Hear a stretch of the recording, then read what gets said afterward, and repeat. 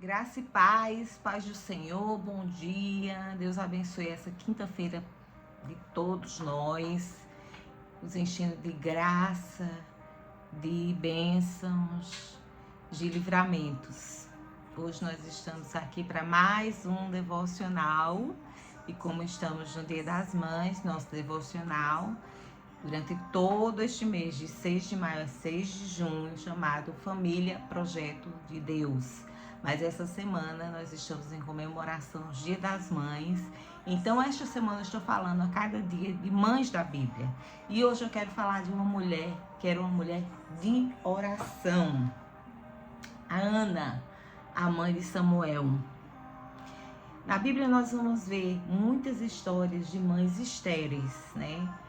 Com a madre fechada.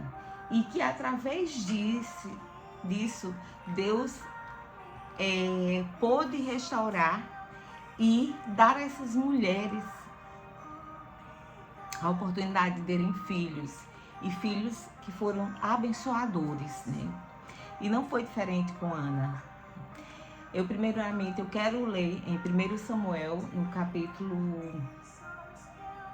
1, do verso 1 ao 6, para que a gente possa entender o contexto da história de Ana.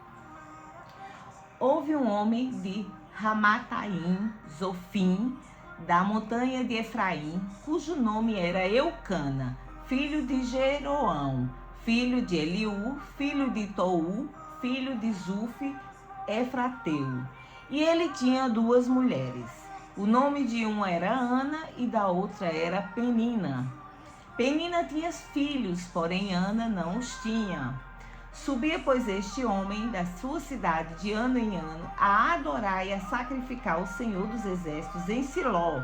E estavam ali os sacerdotes do Senhor, Ofni e Fineias, os dois filhos de Eli. E sucedeu que no dia em que Eucana sacrificava, dava a ele porções a Penina, sua mulher, e a todos os seus filhos e a todas as suas filhas. Porém, a Ana dava uma parte excelente, porque amava a Ana, embora o Senhor lhe tivesse cerrado a madre. E assim fazia ele de ano em ano. Sempre que Ana subia à casa do Senhor, a outra irritava, por isso chorava e não comia. E então Eucana, seu marido, lhe disse: Ana, por que choras? E por que não comes? E por que não está mal o teu coração? Não te sou eu melhor do que 10 filhos? Mas olha só. Então Ana se levantou, depois que comeu e beberam em Siló, e Eli, sacerdote, estava assentado numa cadeira, junto a um pilar do templo do Senhor. Ela, pois, com amargura de alma, orou ao Senhor e chorou abundantemente. E fez um voto, dizendo: Senhor dos exércitos, se benignamente atentares para a aflição da tua serva, e de mim te lembrares, da tua serva não te esqueceres, mas a tua serva deres um filho homem, ao Senhor darei todos os dias da sua vida, e sobre a sua cabeça não passará navalha. E sucedeu que, perseverando ela em orar perante o Senhor, ele observou a sua boca, porque Ana no seu coração falava, só se moviam os seus lábios, porém não se ouvia a sua voz. Pelo que Eli a teve por embriagada. E disse Eli: Até quando estarás tu embriagada? Aparta de ti o teu vinho. Porém Ana respondeu: Não, senhor meu, eu sou uma mulher atribulada de espírito. Nem vinho nem bebida forte tenho bebido. Porém tenho derramado a minha alma perante o Senhor.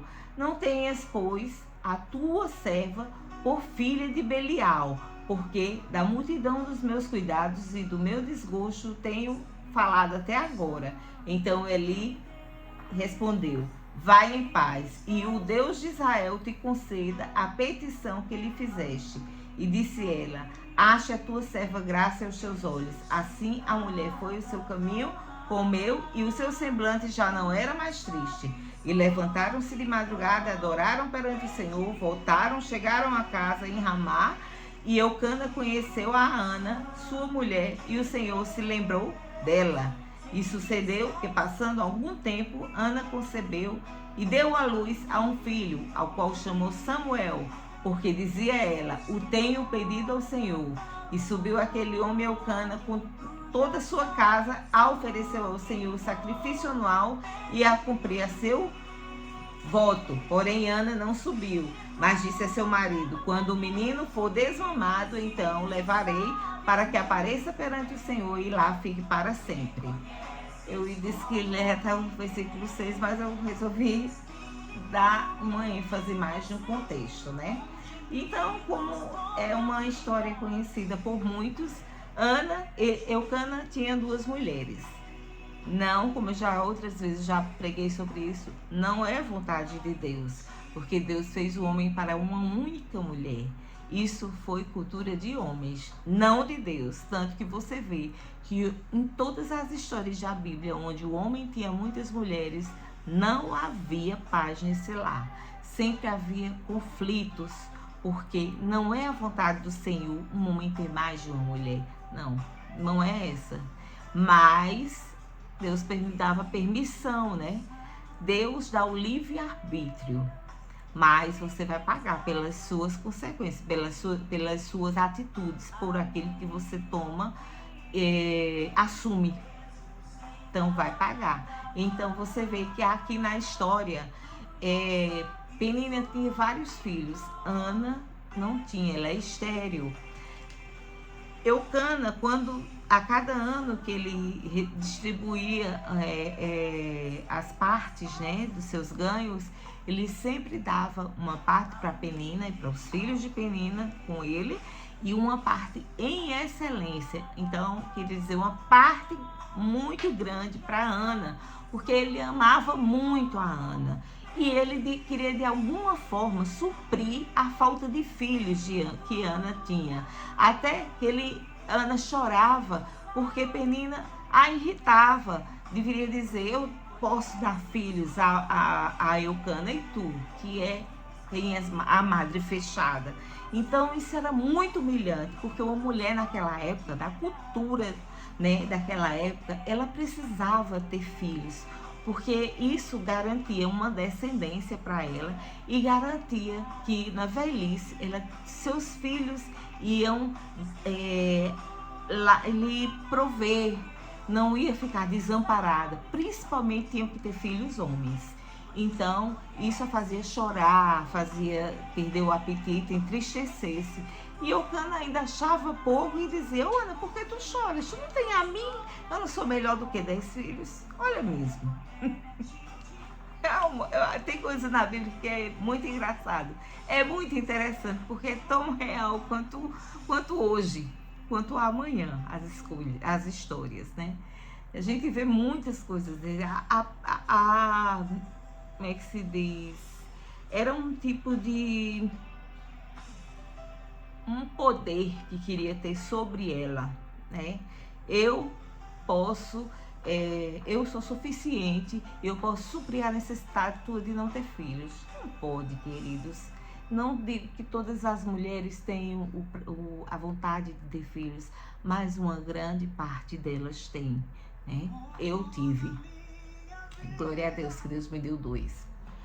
Um casal. Então, assim, num das festas do templo que eles desciam de Ramá, e ali Ana chorou, orando em súplicas, e Eli, que era o sacerdote da época, né, já não tinha a presença do Senhor, porque não conseguiu que os seus filhos ficassem na presença de Deus. Seus filhos contaminaram o templo do Senhor, toda a paz sacerdotal daquele povo, porque eram cheios da prostituição, da lascívia.